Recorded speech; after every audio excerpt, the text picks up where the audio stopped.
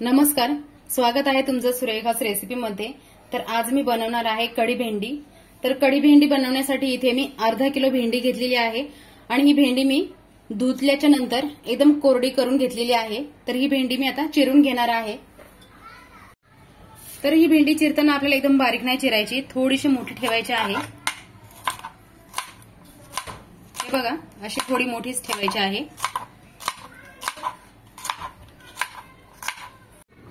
तर हे बघा, इथे भेंडी चिरून झालेली आहे।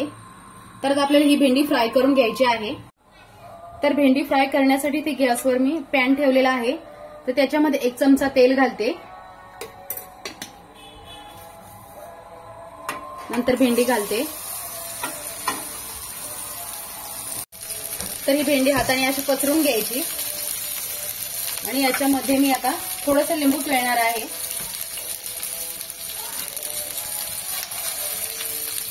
आणि गॅसची फ्लेम पूर्ण कमी ठेवलेली आहे। तर ही भेंडी आता लगेच पलटी नाही करायची। तर हे बघा, 1 मिनिट झालेला आहे। आता ही भेंडी मी पलटी करते।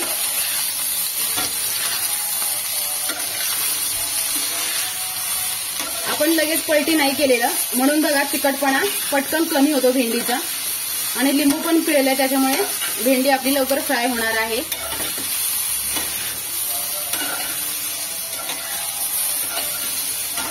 एकदा आपण हे मिक्स केल्याच्या नंतर परत आपण 1 मिनिटभर भेंडी अशीच ठेवणार आहोत।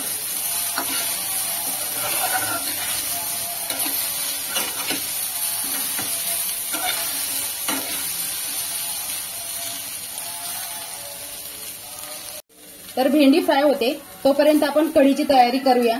तर कढी बनवण्यासाठी इथे मी 6 ते 7 हिरव्या मिरच्या घेतलेल्या आहेत, 10-15 लसणाच्या पाकळ्या घेतल्यात, त्याचबरोबर जिरे घेतलेले आहेत। तर हे सगळं मी मिक्सरला आता वाटून घेणार आहे। मिरची तुकडे करून घालते। तर हे बघा, आधी मी पाणी न घालता थोडं वाटून घेणार आहे। तर हे बघा, असं जाडसर वाटून घेतलेलं आहे। आता याच्यामध्ये मी इथे अर्धा किलो दही घेतलेला आहे, हे घालणार आहे।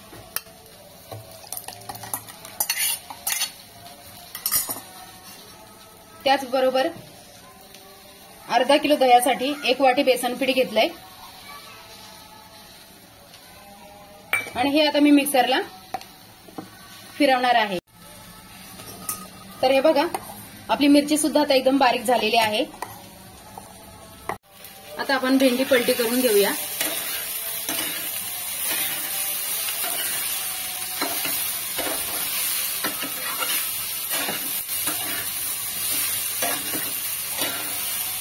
तर भेंडीचा चिकटपणा थोडासा अजून बाकी आहे म्हणून आपण परत अजून 1 मिनिटभर भेंडी फ्राय करून घेणार आहोत। थोडासा चिकटपणा त्याच्यामध्ये जाणवतोय। जर चिकटपणा राहिला तर आपली कढी सुद्धा पूर्ण चिकट होते। तर हे बघा, आपल्या भेंडीचा चिकटपणा आता सगळा निघून गेलेला आहे आणि भेंडी सुद्धा 50 ते 60% शिजलेली आहे।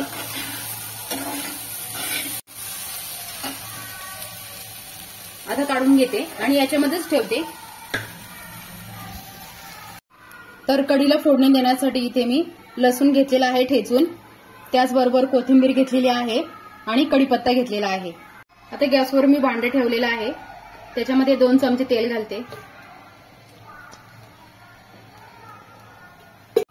तर आता तेल गरम झाले, त्याच्यामध्ये मी मोहरी घालते, 2 चमचे मोहरी चांगली तडतडली। आता 1 चमचा जिरे घालते,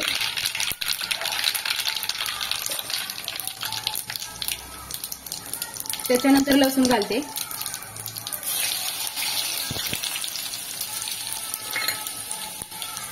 लसणाचा सुद्धा रंग बदललाय। आता कढीपत्ता घालते, याच्यानंतर कोथिंबीर घालते।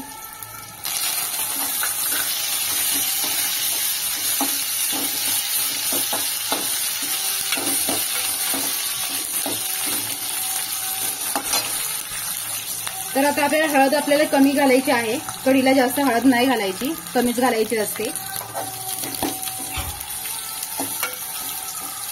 तर आता याच्यामध्ये मी हे दही आणि बेसन पीठ घालते। तर हे आता मिक्स करून घेऊया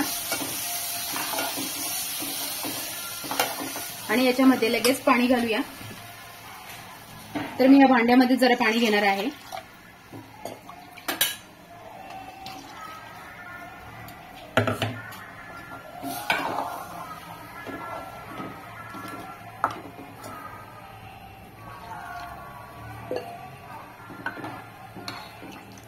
तुम्ही जर कढी बनवत असलात आणि तुमच्याकडनं जर बेसन पीठ कमी पडलं, तुम्हाला कढी तुमची पातळ वाटली, तर परत काय करायचं, एखाद्या प्लेटमध्ये बेसन पीठ घ्यायचं आणि पाणी घालून मिक्स करायचं आणि परत याच्यामध्ये वरून घातलं तरी चालतं। याच्यामध्ये मी आता अजून अर्धा तांब्या पाणी घातलेलं आहे आणि आता मीठ घालूया।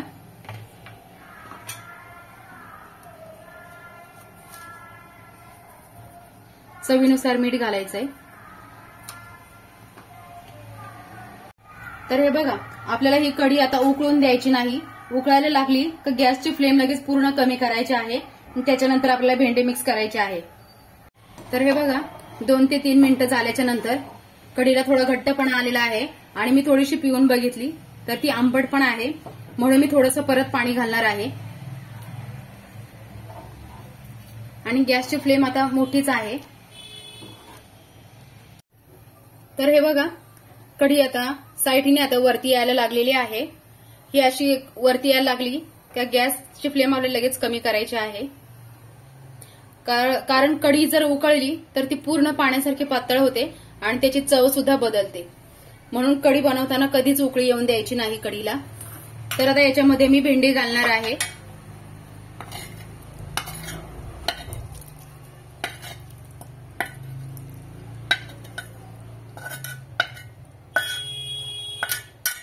आता भेंडी घातल्याच्या नंतर मिक्स करते आणि 5 मिनिटांसाठी ही भेंडी आता कमी गॅसवर मी ठेवणार आहे।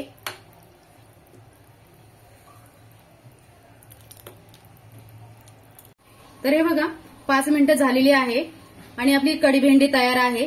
तर हे बघा, अजिबात चिकट झाली नाही ही कढी भेंडी। हे बघा। तर व्हिडिओ आवडल्यास लाईक करा, सबस्क्राईब करा आणि बेल आयकॉनवर क्लिक करा।